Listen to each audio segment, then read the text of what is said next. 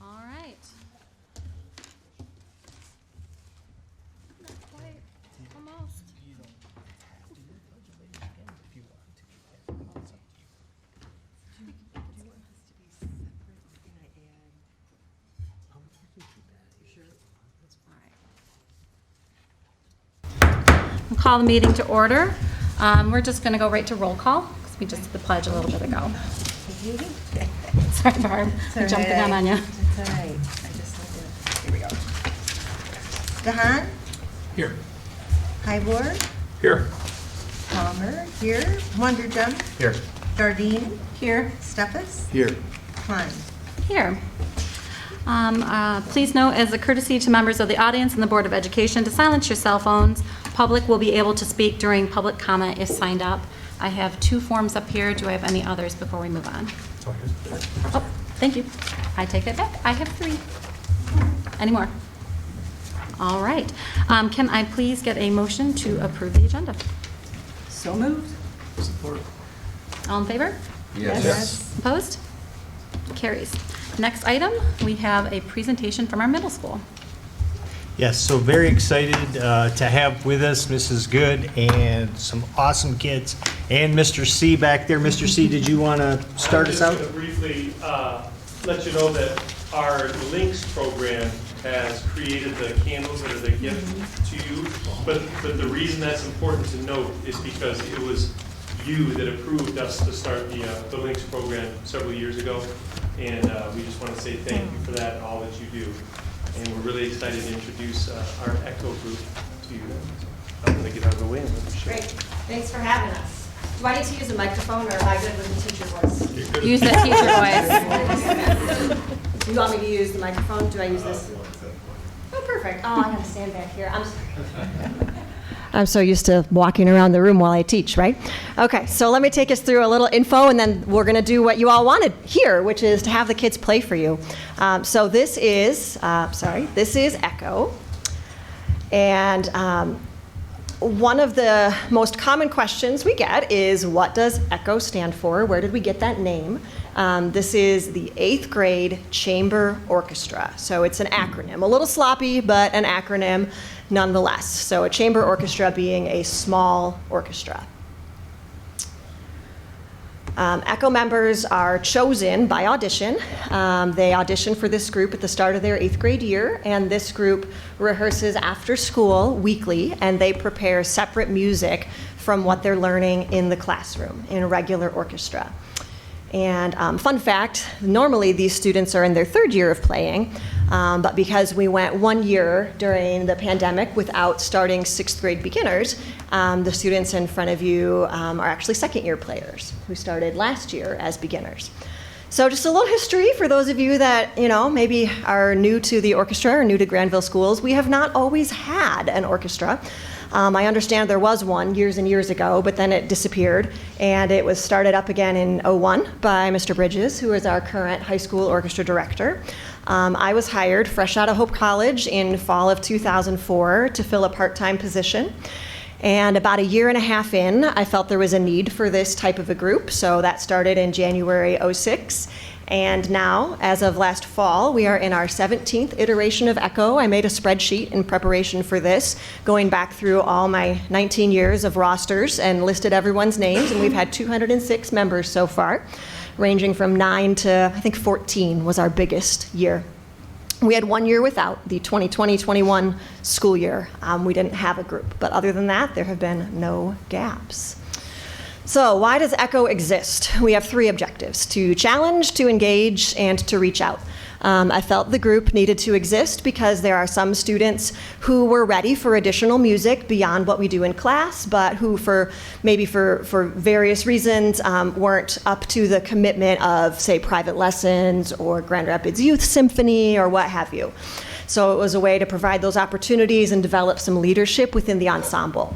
Its purpose is to engage, to help students feel more connected to the orchestra, to school, and to each other. And we exist to reach out. This group is small and portable, and so it's much easier to take them around the community and around the district than a 60-piece 8th grade orchestra.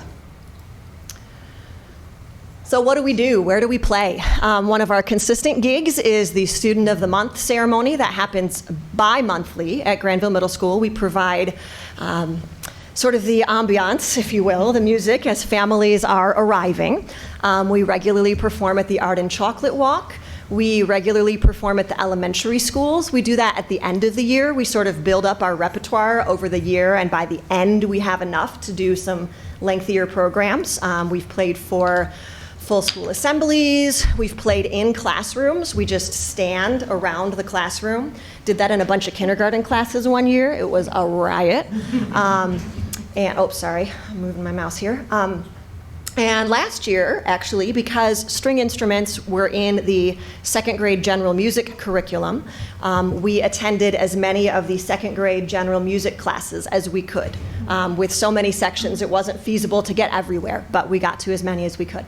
And then we do other special events. Our B&11 event at the middle school, once a try. We've done some luncheons over the years. We've played for the fundraisers at Barnes & Noble, that sort of thing. So I asked the students, what would you say about Echo? What do you get out of it, or why did you choose to be in it? And they all gave great responses. I picked a couple to put in here. I had to put in Lewis's, you're welcome. And he said I would describe Echo as a way to better bond with people through failures and accomplishments, and it's a good way to learn and grow as an orchestra member. And one of our violinists, Shelby, who explained that from Echo she'd gained the opportunity to make more friends and just have more experiences to sort of put herself out there as a musician. Now, the part you're all here for is to hear us play. So we've got some music for you from our repertoire. We have 3 selections that we picked for you tonight. The first is Wild Western Frontier by Soon-Hee Newbold. Then a piece entitled Aspen Glow by Deborah Baker Monday. And then we'll close with another Newbold, I love her stuff, Viking. And fun fact, when we had the first graduating class of the Grandville Orchestras in 2008, maybe? I looked that year up, but I don't remember now. We commissioned a work by Soon-Hee Newbold to commemorate the first graduating class, Perseus, which is at a high school level, so we're not going to play that one for you, but we will play a couple other of her works. All right, everybody quit playing A string.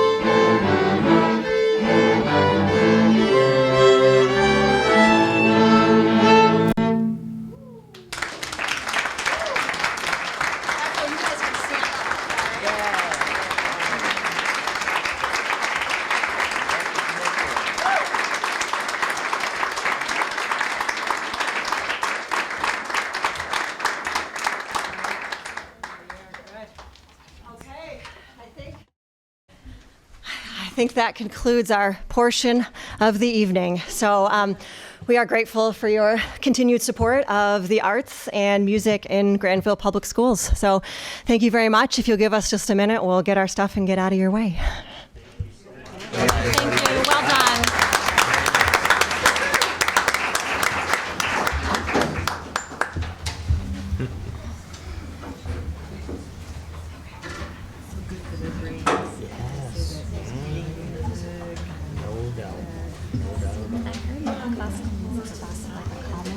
Oh, it does, yes. Everywhere. So just before SATs. Right. Very good. Sounds great. Mr. Highbrook? Thank you. Follow. Oh, thank you. Thanks.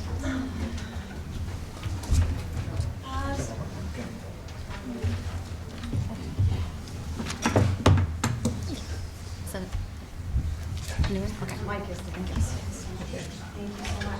All right. All right, our next item on the agenda is our reports. We'll start with board member reports, and I'll start with Brent. All right, thank you. Just wanted to say my son got the opportunity yesterday to volunteer after school got out at the library. And so thank you. I don't know the names of the teachers exactly that arranged it, but I think it was the NHS teachers that arranged that. So thank you to them for that. He really enjoyed it, and it was a good for him. So thank you to them for that.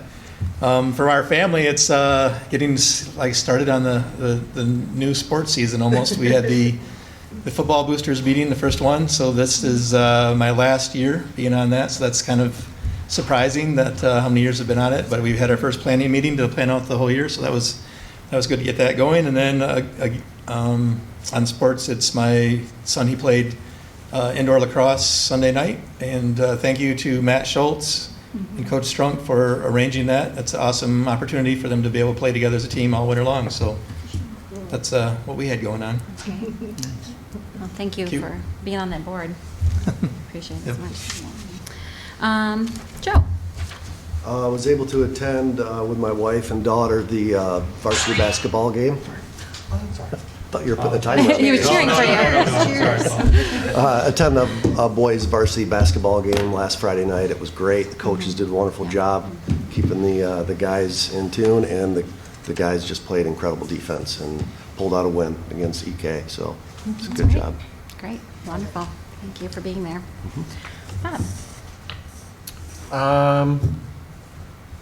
Thanks to Joe for running and being part of the board. Looking forward to serving with you. Thanks, Bob. That's all I have. Amy? Before the break, music was crazy all over the place. So obviously Lewis got to play with the orchestra and the Echo. There was also band and jazz band going on and choirs, and that's been amazing.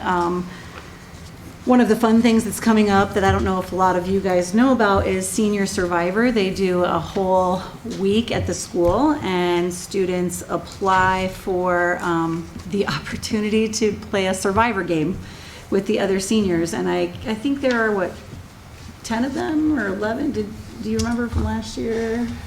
I would But- guess somewhere between 8 and 10. Yeah, I think it was 8 or 8. I didn't think it was quite 10. Maybe it was. Maybe it's 8, It was 8, yeah. But they do all kinds of challenges, and they stay at the school, and they raise funds, and then this becomes a big fundraiser for them to then donate back into the community, which is really cool. It's very creative. It's so much fun to watch. So look for those seniors that are going to put out messages on how you can help them with their campaign, because then they also win based on how much fundraising they do. So it's really cool. There was also an opportunity, I did get to go to the BN11 Award, which was so great. The stories of our kids in the middle school who are stepping up and being kind and looking out for one another. It is really awesome. It's really great. Thanks. Great, thank you so much. Barb? Yeah, I just want to thank everyone for Board Recognition Month. It's very, very nice. Like you said, it's almost like Christmas up here. So I really appreciate it, and the music and all is pretty amazing. People and students in our district. I'm just very pleased to be able to serve. And I do want to welcome Joe and congratulations on your swearing in today. And I think it'll be a good year. Awesome, thank you. And you too, Bob. Oh, For your well, swearing in. You know, you've done it like how Thanks. many times, 4 or 5, you can, right, you know, just say it off the top of your head, but. So thank you. Jason? Yeah, so a lot going on, like indoor lacrosse, right, started, so that's in full swing. You know, I've got a chance to go to a concert at St. Cecilia's Saturday night. And it was, I'm not sure exactly what it was for, but we actually had a couple of Grandville students there playing on a more of a regional band, or orchestra, I should say, and a great performance. But it's really cool to see, and then, you know, we see the group here of 8th graders tonight, right, and performing at a level. I mean, it's really makes me thankful, you know, for the school that we have that's not only instilling, you know, the academics, right, you know, the math and the reading and the history and whatever, right, but also the arts. Because I do think it is so important. I mean, you know, quite frankly, some days, you know, we just don't have it. I mean, I don't know about you guys, but, you know, I just don't have it, right? Today was a rough day at work. Just was, right? But to come and see the kids and do what they truly, clearly must love because of the effort and the way they were able to form that music. And then, you know, our teachers, and, you know, what is good there, you know, obviously, clearly he's passionate about it. And, you know, it's just great to see. And to me, it kind of lifts up my spirits and, you know, and can, you know, put a smile on my face, right, and kind of change my mood a little bit. So that's great to see. You know, we also, I'm also part of the Athletic Boosters, and just a plug there, we've got the Hall of Fame dinner coming up, March 11th at Sunnybrook. This is going to be our 2nd annual that we're doing. It's our only fundraiser for the year that we do. So it's a great event. We've got just a number of folks that we are going to be celebrating this year. Some more recent athletes, some from the past. Coach Jim Leonardo, who's been with the schools for a long time. The 96 football team, that was state championship team, which is going to be great to do.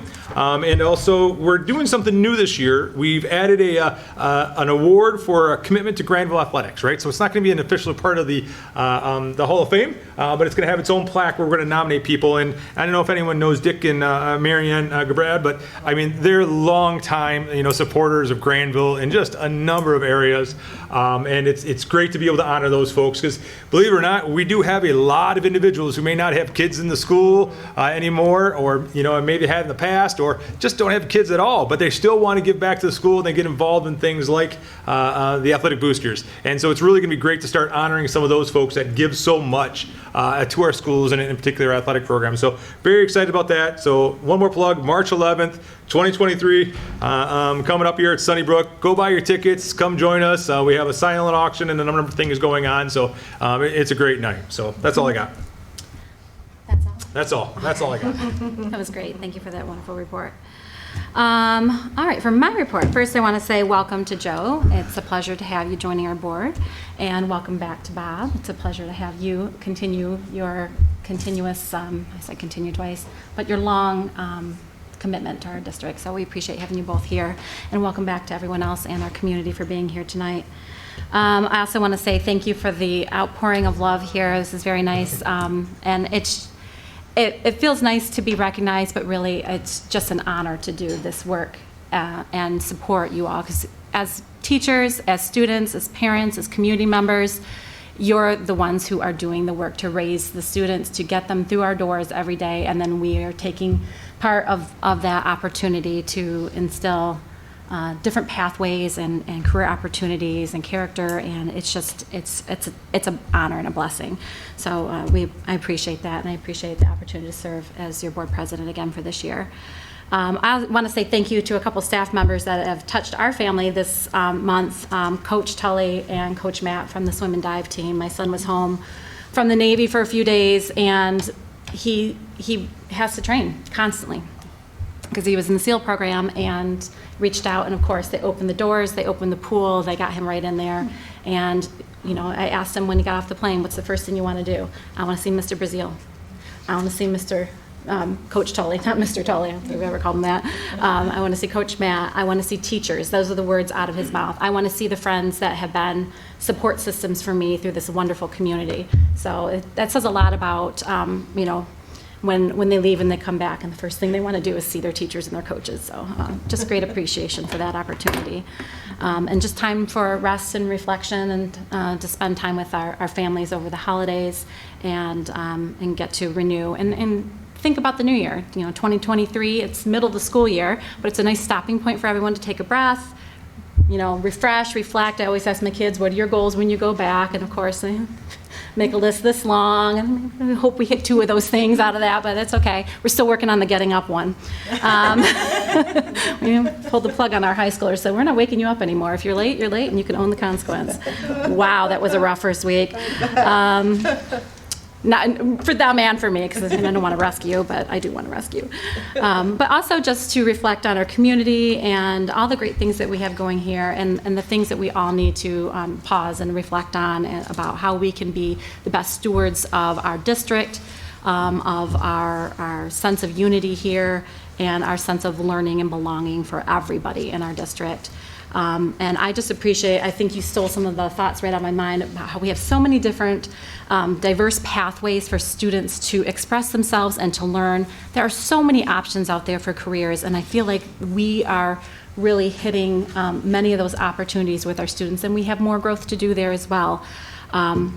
But I just appreciate the support that we continuously have from the community to try innovative things, to look at new programs, to consider things like esports that Mr. Jones discussed with us just a little bit ago, or our drones program, or our new auto mechanics program, or the community connections that we have. There's so many great things.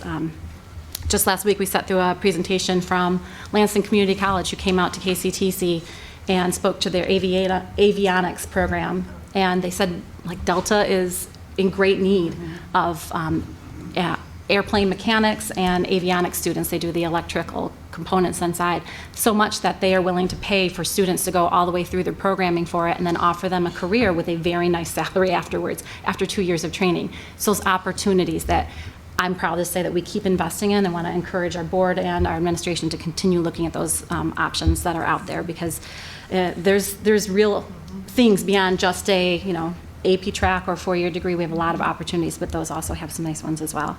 And I want to conclude with just a quote about education from Dr. King, saying that yesterday we celebrated our federal holiday in honor of his birthday. And he said, "The function of education is to teach one to think intensively and to think critically. Intelligence plus character. That is the goal of true education." And I see that intersection happening every day here in our community. And I'm really proud to say that we are walking into 2023 with those things in mind, and our strategic plan matches that as well. So let's do it, 2023. Thank you. So it is Board Appreciation Month, in case you didn't know that, right? After hearing people say things, you had a lot of great things here. I started off, I had a conversation with our principals and said, you guys do a phenomenal job every year. And don't feel like you have to do anything big or whatever, but just a reminder that it's Board Appreciation Month, and that's all I said. And I left it at that last December, and you can see they did an amazing job again. By the way, Mr. Cephas has his portrait back there. They spelled his last name wrong, so we're going to work on that a little bit.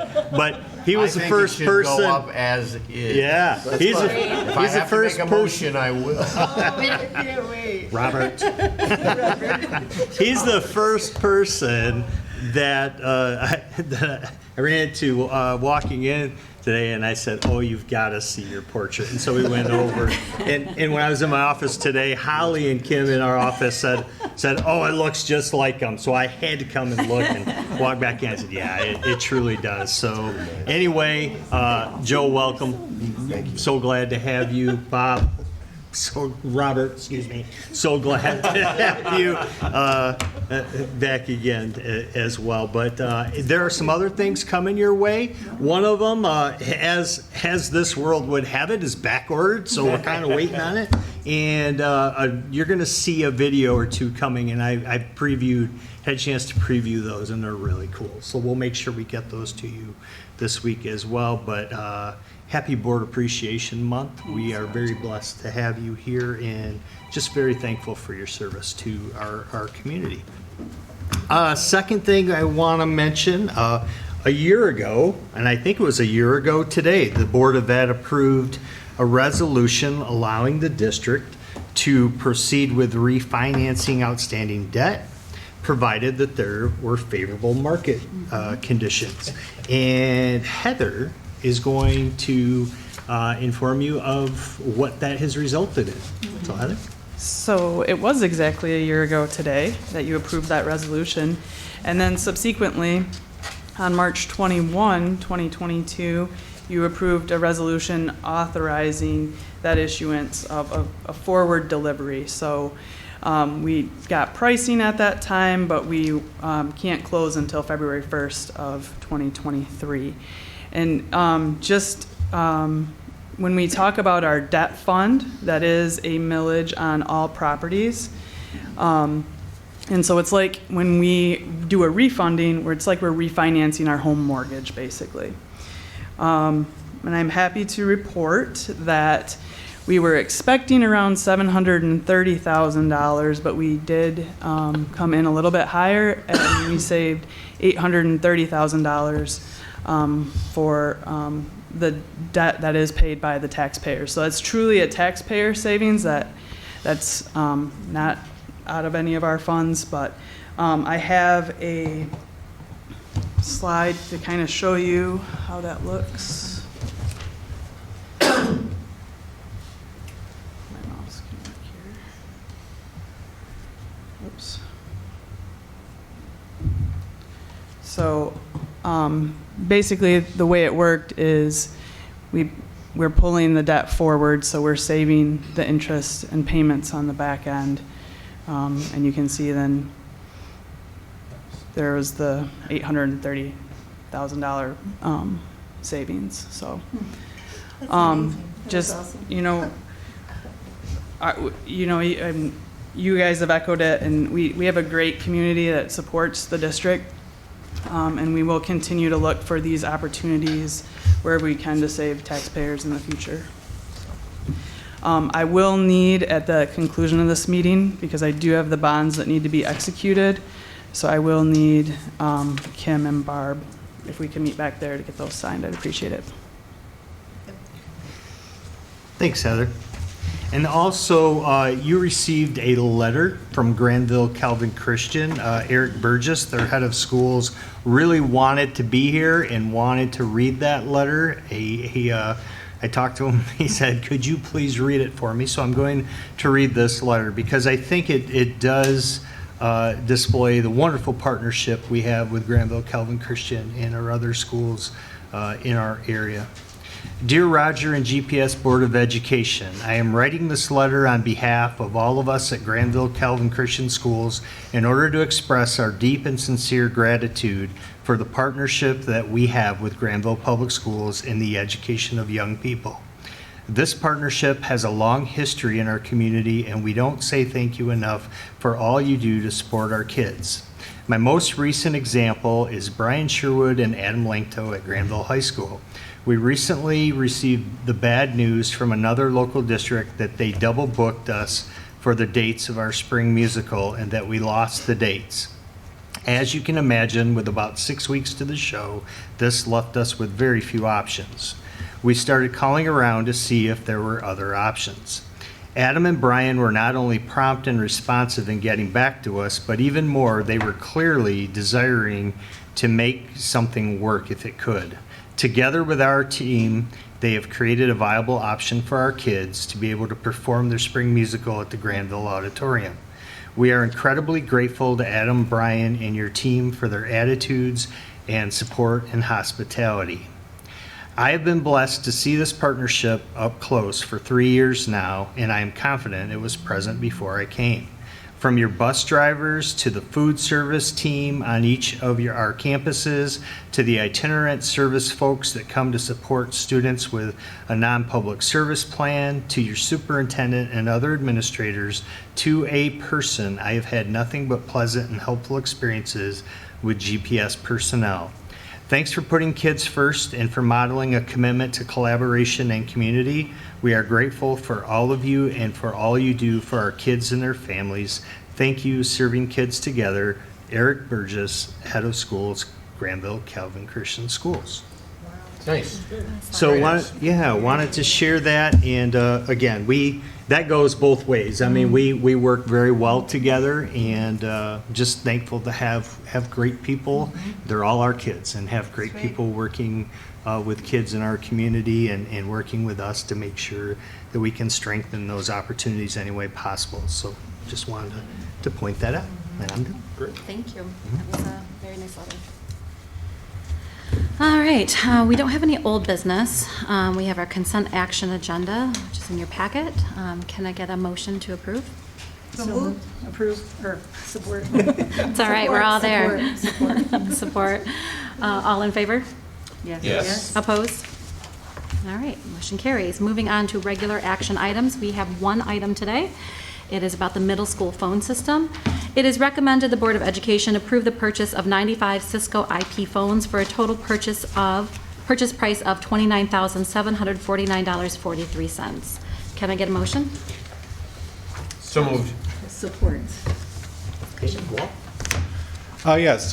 Several meetings ago, actually last year, I brought several items for network infrastructure, wireless infrastructure, security cameras, a number of items for the new middle school building. This is the phones for the new middle school building. So this is 95 phones for throughout the building, a phone in every classroom, obviously office spaces. It also includes Presidio assisting us.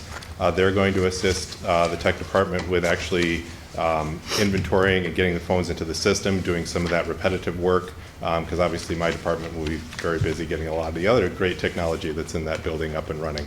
So.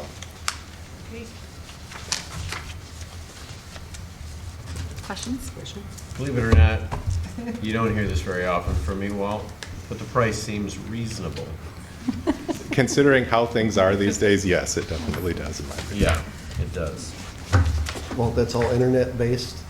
phones? Yeah, yep. So the district currently has a Cisco IP network phone system. So these are the phones that would be compatible with that and would just add on to the existing system. Yep. If the internet goes down, they dial out?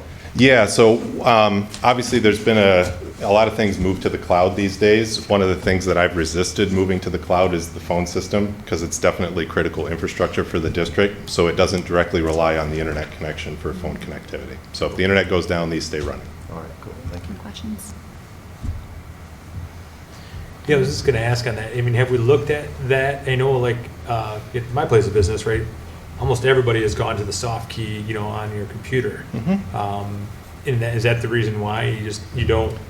So even though our phone system isn't necessarily in the cloud, we do have the ability, teachers can request to have the soft phone on their laptop. Yep. And then a number of staff, they utilize a VPN connection into the district's network, Right. and then they can use the district's phone number or the phone system anywhere they have their laptop.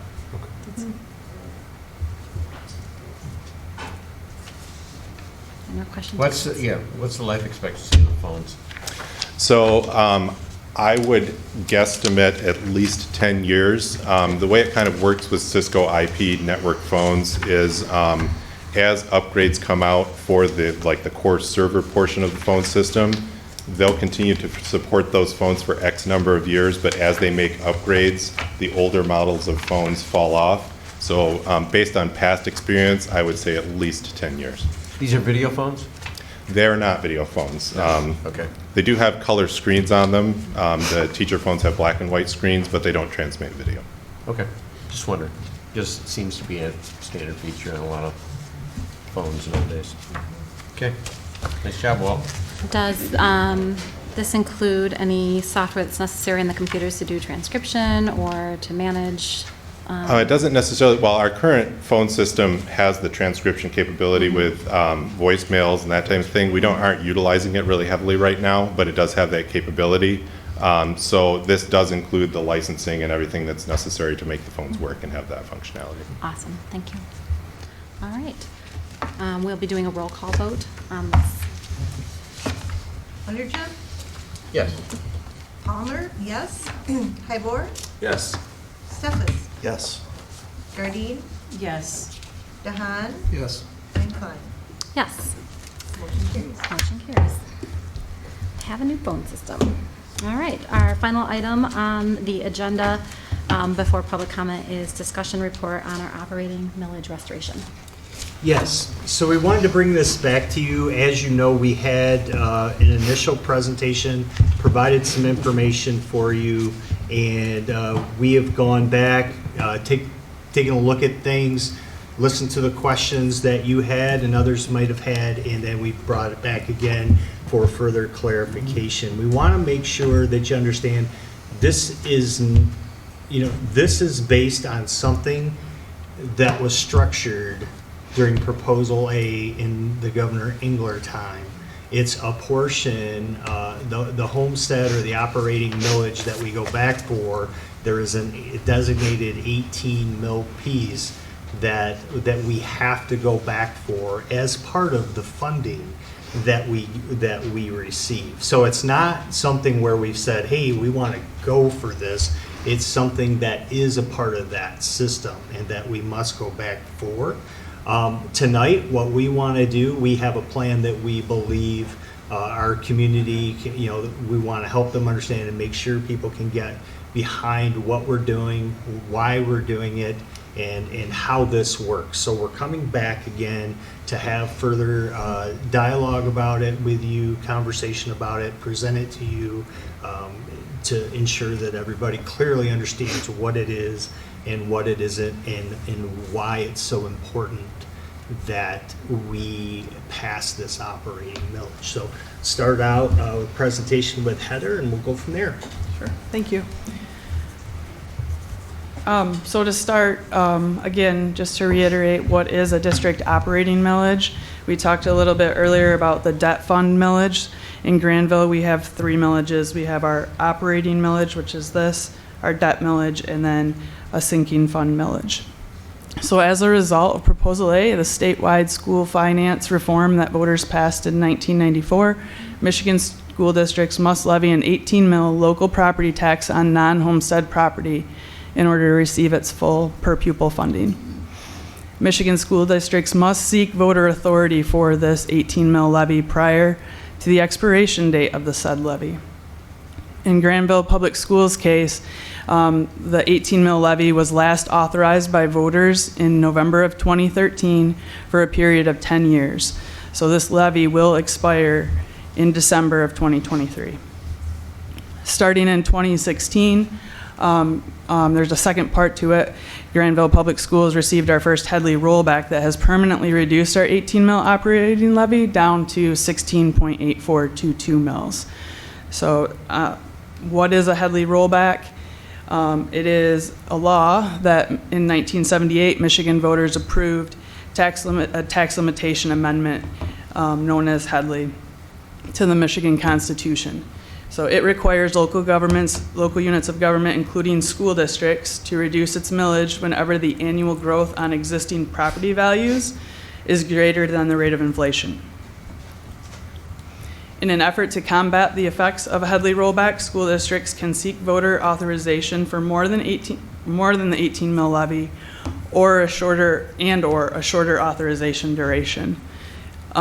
Please note, though, that even if a district seeks a higher levy than the 18 mils, and the voters approve that, at no time can they levy more than 18 mils. And I have some examples here of kind of how we compare to Kent County on the operating millage. So as an example here in this chart, the districts highlighted in yellow, those are all of the districts, the 5 that are below the 18 mil, are not able to levy 18 mils because they've received a Headley rollback.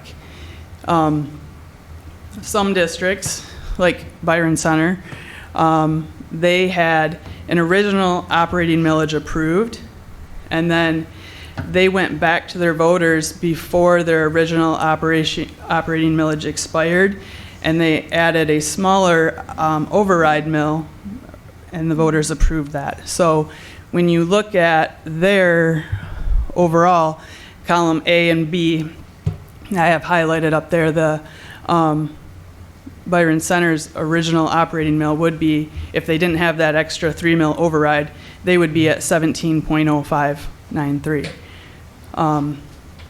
So again, A plus B, they have approval for 20 mills, but they can only levy 18.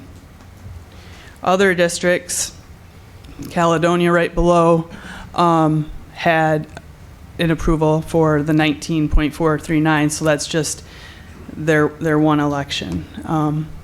I know Forest Hills is on there and highlighted as yellow, but they're similar to Caledonia. They had approved an original operating millage above 18, but they have since been rolled back and are fallen below the 18 mills.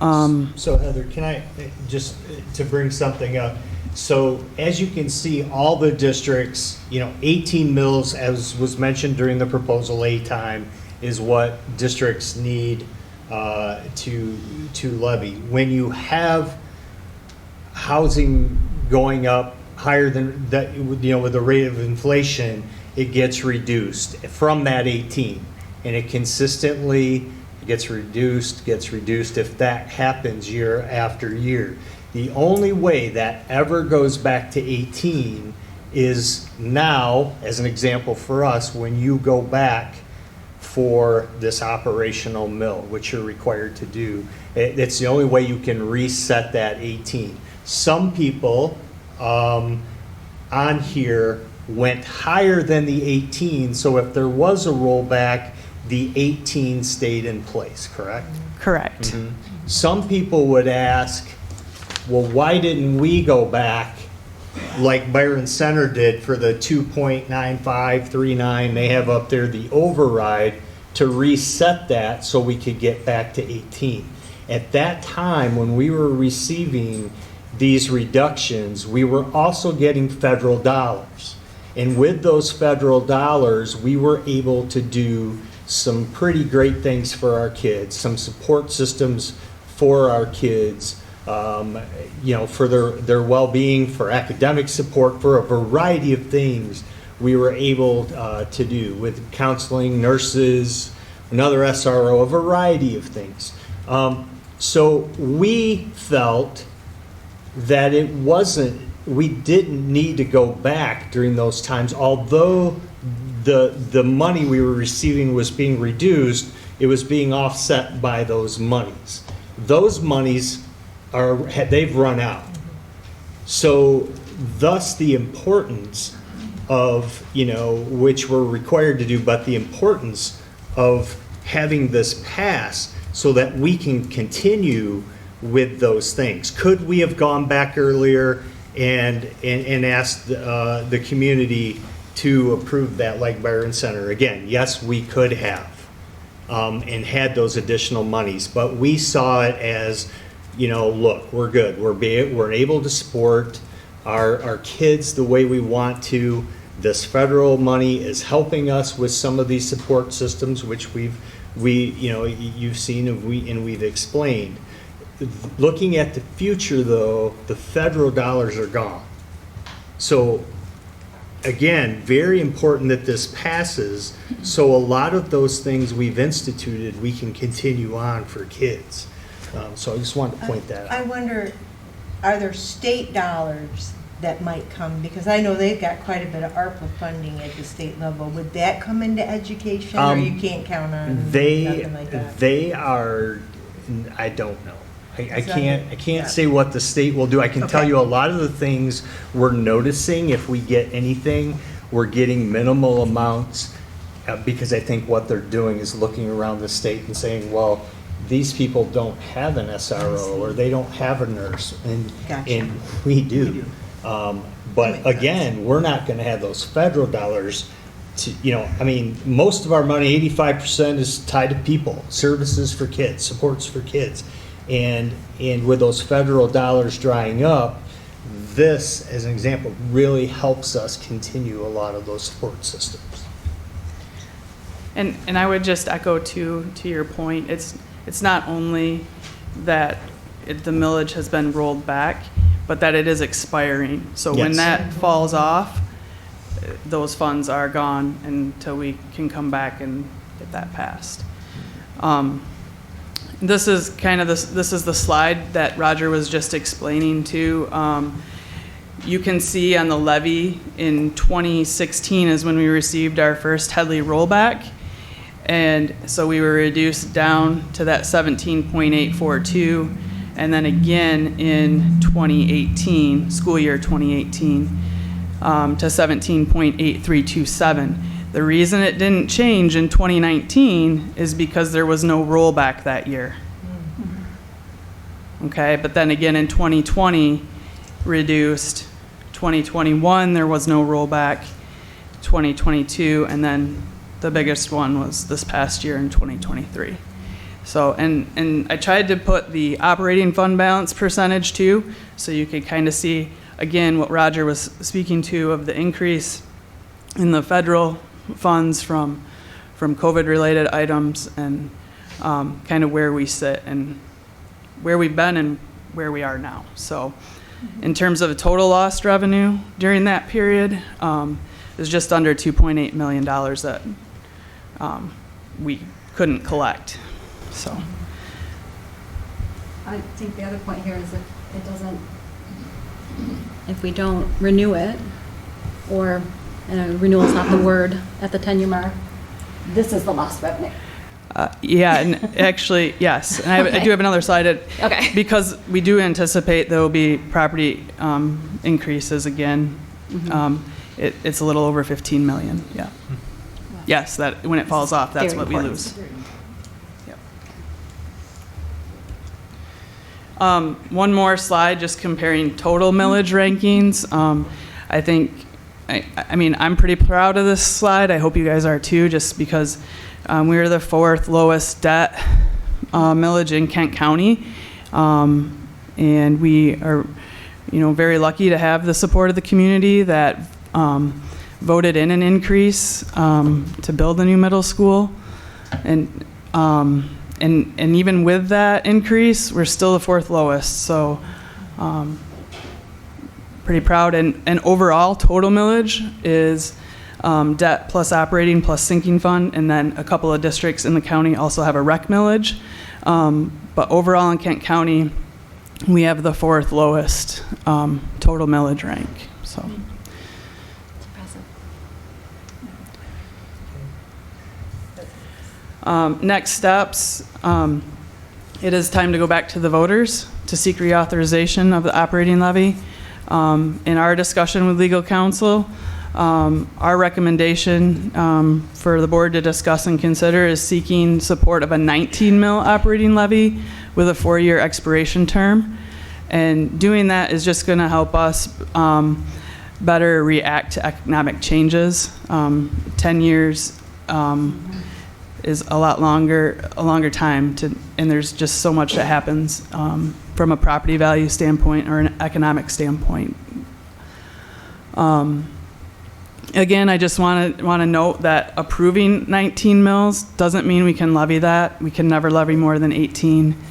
And then we would need to get documents to the Kent County Clerk's office no later than 4 p.m. on February 7th to be able to place this on the May ballot. So we would bring back all the documents to you February 6th, at the February 6th meeting for approval. And this is what the sample question would read. Shall the limitation on the amount of taxes which may be assessed against all property except principal residence and other property exempted by law in Grandville Public Schools, Kent and Ottawa Counties, Michigan, be increased by 19 mills, $19 on each 1,000 of taxable valuation for a period of 4 years, 2023 to 2026, inclusive to provide funds for operating purposes. The estimate of revenue the school district will collect if the millage is approved and a total of 18 mills are levied in 2023 is approximately $15,124,000. And I need to let you know that 2023 there, that's tax year 2023, which is different than our school year. So if I just come back to this slide, you can see the tax year is 1 year ahead. So that would be for the 2024 school year. I have a question, might be stupid, but we only can levy 18 mills. Why do we ask for 19 mills? Because we do anticipate that we will get a rollback in 2024. Oh, okay. That, So, Even. so let me think, let me kind of explain this. So I've met with Heather and Roger a couple times for them to get me to understand this situation. One of the things I did not understand was, I know it resets, but when it starts to go down, it doesn't come back at all. And your calculations are based on what you're currently at. So, and I say this all the time, I love what Heather does. I think she's very conservative and she's prudent with what we do. We have a great admin from that perspective. So, I turned 180 degrees. Did a lot of reflection. My pacemaker went off. Doesn't happen often. But what they're proposing to me is a conservative approach to this whole situation. We're going to go not 10 years, we're going to go for 4 years. So essentially, they're going to do the calcs on 19. It will not be, as you can tell, can you put from the past what has dropped? Go back one more. Yep. Three below. So as we've dropped, we've never dropped, you know, we dropped 1.2, let's say, over the course of 8 years. We're going for 4 years. So we're not putting a large number out there for a long period of time. We're staying conservative with our views. We're asking for what we need, and we're not greedy. And as I've mentioned to Raj, there needs to be a lot of humility and humbleness and gratefulness to our community as we move forward with this, because this is I'm going to say it was a well thought out process. First time it was presented to us was a bit of we didn't have any advanced knowledge of it. So in working with administration, I can back this.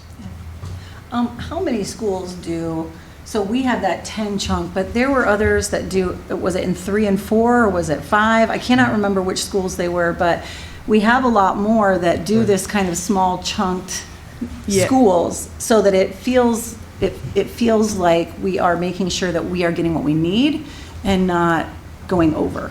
it is kind of all over the board, and I think you'll notice that because back in 2013, we were still coming out of the 07-08 recession. So you didn't see that issue with property values exceeding the rate of inflation, right? I think in a way we're coming closer to that now again. So I think those that historically went for 10 years, you're going to see that they've dropped back to 4 or 5. And then there are some that just go for 18 every year, and there's just an election every year. That's what. Isn't that what Hudsonville does? Yeah. Hudsonville goes. Every year, they bring it to the voters. Because you have to have it, right? As a requirement of the state law, we have to have an 18 mil. Correct. We have to, in order to receive our funding. Yes. So this is, we're not gonna, okay, I think every tax is a necessary evil, but that's part of this game that we're playing with the state. Yeah, and it's really an unintended consequence of Proposal A, because in '94, the Headley issue wasn't addressed. Heather, is there advantage to go for 19 versus going for 18 and then doing an override? Is there pros and cons each way? The override, you Yeah. You I mean, can't I tie just, bar I'm just asking, them. I'm just Yeah. curious, right? I mean, Yeah, because if you Perception. go for the 19 and you Numbers look at perception. our, you look at Yeah, what's probably. happened. yeah.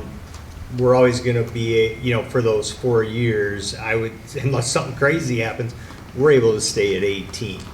I mean, we're able to stay at 18 and then come back to the voters again, and we'll be able to see, versus a 10-year where No, you don't no, know what's gonna happen with that. To do an override like Byron Center, you'd be going back again and saying, well, this dropped, now we need to ask you for this. Whereas if you go for the 19, based on our history, it's safe to say that that should help keep us, at the 18 or as close to 18 So those as possible. overrides are doing a longer term.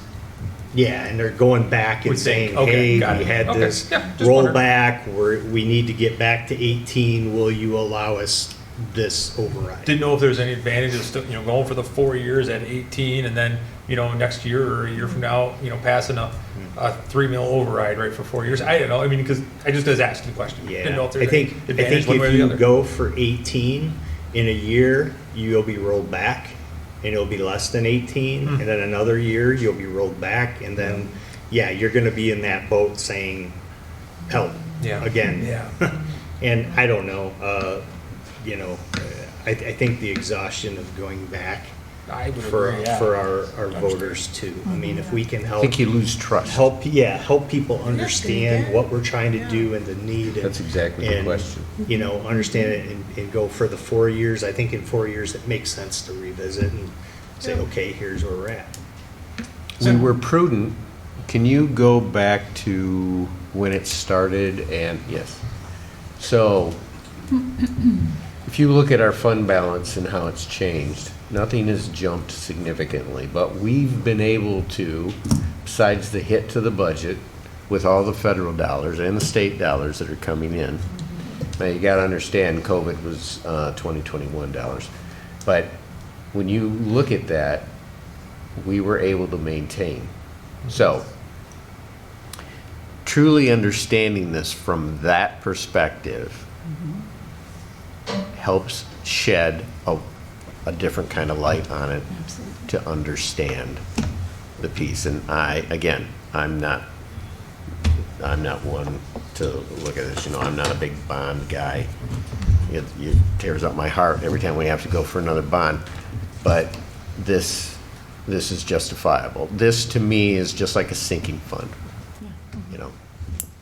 I appreciate you taking the time to investigate and reflect and think through it with Roger and Heather. So if this is put on the ballot as it is and the voters would reject it, then we would lose all the $15 million. all 15 million. And then we would have to wait till the next election cycle We to try and. we would have to wait until November to go back. Because So what- remember, it expires with the December 2023. Schools are only allowed to have elections so many times, so the legislature loves to take away local control over the years. So we only have so many dates that a school can do an election. That's why school board members now are elected instead of May, they're elected in November, because they said school board members should be elected when the legislature is elected. There's only so many days we can do an election. So Heather, I want to make sure I get this right. I'm outside shoveling snow that doesn't exist. It's coming, right? I'm outside shoveling snow. My neighbor comes over and says, hey, what's this Operation Millage stuff people are talking about? And I want to give them my elevator pitch about what it is. What I can tell them is this isn't new. It's normal operating procedure in the state of Michigan for every school district since the early 1990s. It's required for all districts to receive their per pupil funding. All districts in our community have this operating millage on non-homestead property. It doesn't cost anything for me as a taxpayer in my home. In my personal property, it's on businesses and non-homestead properties, like a vacation rental. If you own that, you're gonna get the non-homestead property tax on that. I know about that too personally. It's set at 19, but we can only levy 18, and the state will probably roll that back too, just depending on what your property taxes are in your community right now. according to the cost, the consumer price index and how fast the value of properties have gone up. But it's just a normal thing that we've done forever, and without it, we could lose a lot of services, resources, curriculum, and opportunities for our students to the tune of $15 million. So there's just one correction I want to make to that. Yeah. Please, that's what I'm saying. I'm getting it right here. 19 is where the calculation starts. Right. So if it's like, it's calc and it's 18.9, we've made the window. Right. And now we go 18. Right. Good point. That's the difference Yep. on that.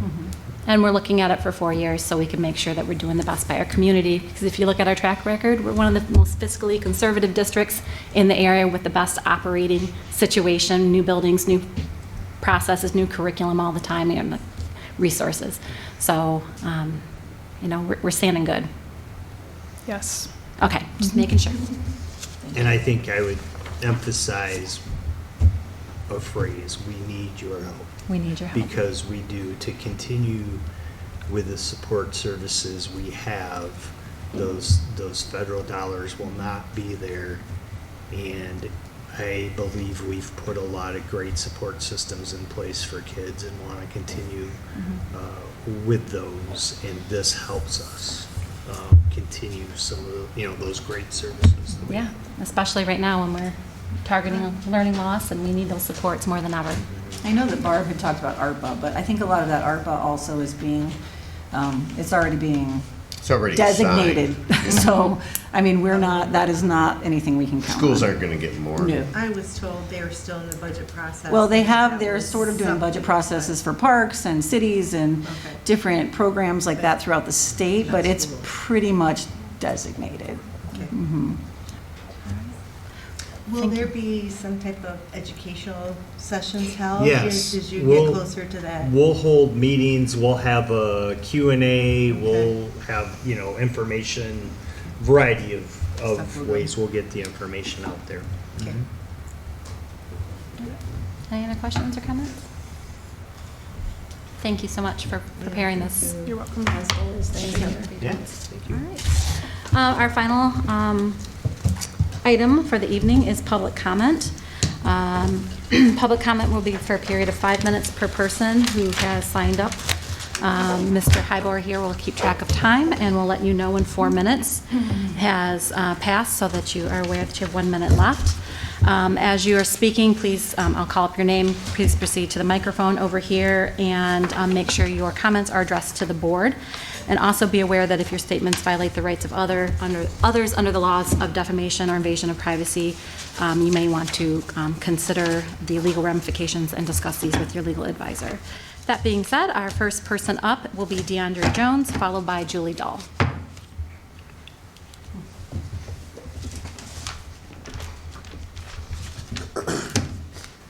How you doing once again, everybody? My name is DeAndre Jones. So I wanted to speak a little bit about the Library Esports League, and I forgot to say something. So with the Library Esports League, they're actually looking to do an esports league that is for K through 12 and then for adults. And so there will eventually be an esports league where each individual library will have their own individual team that students and people in the community could actually try out for. They'll be a part of these teams, and then from the finals to the semifinals to the finals, the actual NBA G League team looks to host the finals at the Van Andel Arena. And so we're doing some pretty cool, innovative things. And I would love for Grandville Public Schools or just people in Grandville to be able to be a part of this. Also, I wanted to speak about esports or STEM and STEAM or just video game learning or educational opportunities, because when I spoke, I didn't really speak about the middle schools.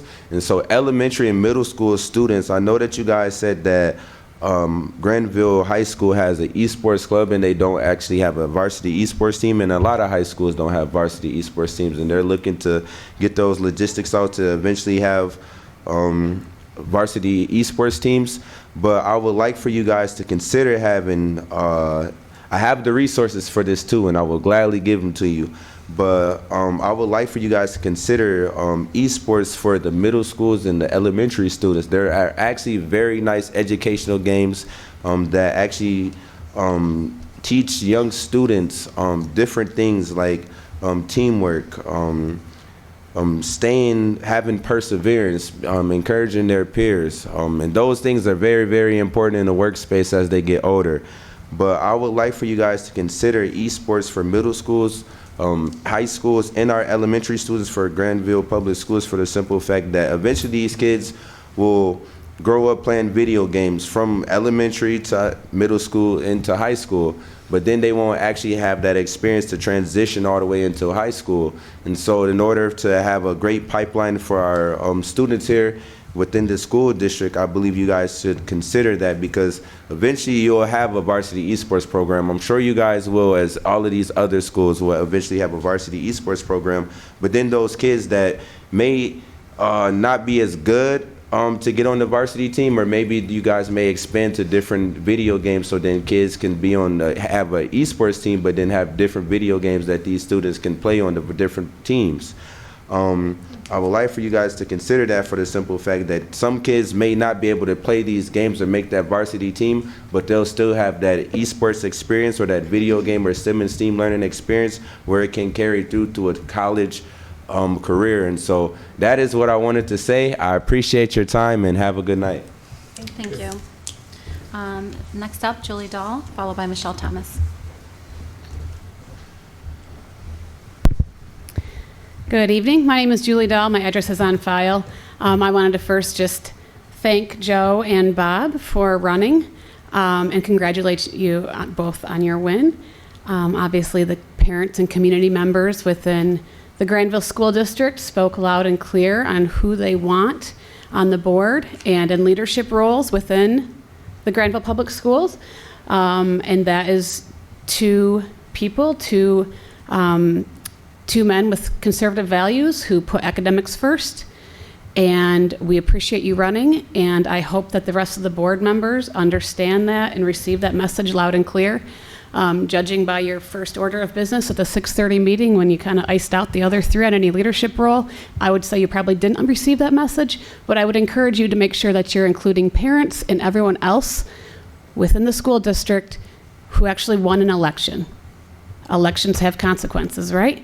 And that is something that I really hope that you understand. Moving on with the millage that we discussed this evening. Heather, once again, you've done an amazing job of presenting everything. We've talked about this in the past, and I've commented on this in the past. My original comment was just how flippantly it was like, okay, no big deal, it's this, it's that. I personally want you to understand that we are all expected to do more with less, and I'm trying to understand why you are not held accountable to the same do more with less that every taxpayer in this community is expected to adhere to. I understand that it's a non-homestead, it's the business owners, it's the employers, it's the people who make this community a community.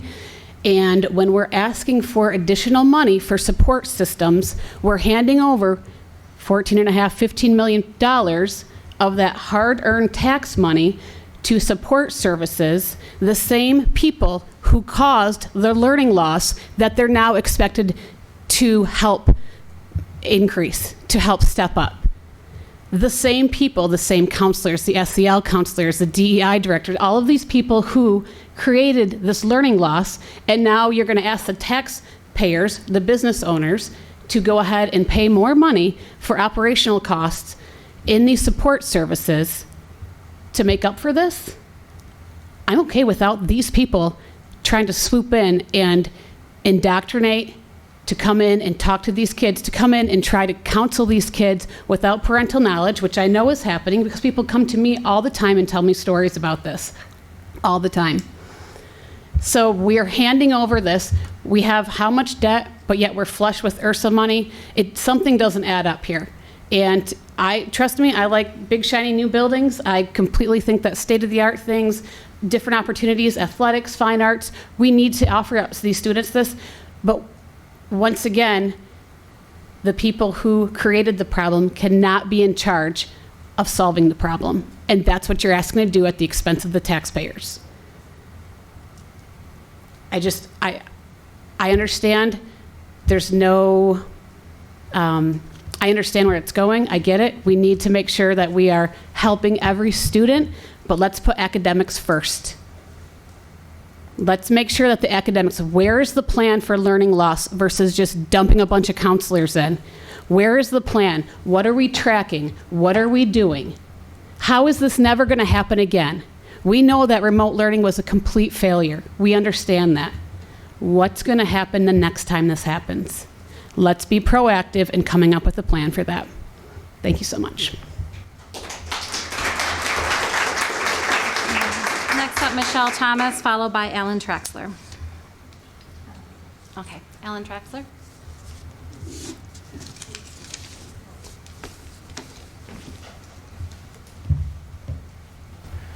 Yes, I just wanted to, my name is Alan Traxler, I'm a Grandville resident. I submitted my address. I just wanted to introduce myself to our newest member and express my thanks to you all. I'm seeing a school district that's running smoothly. Students are being transported to and from school. That's a wonderful service. Our students are being educated. I'm liking what I'm seeing inside the schools. I'm liking the extra programs, and attending these meetings I get a view of your considerations, what programs are going to get funded, if there's anything new, and we get to hear from the community. So just wanted to express my thanks to you all for being here and your consideration. Thank you. Thank you. All right, that concludes this meeting. The next board meeting of the Grandville Board of Education will be Monday, February 6, 2023 at 7 p.m. here at the admin building. Meeting is adjourned. 8:17.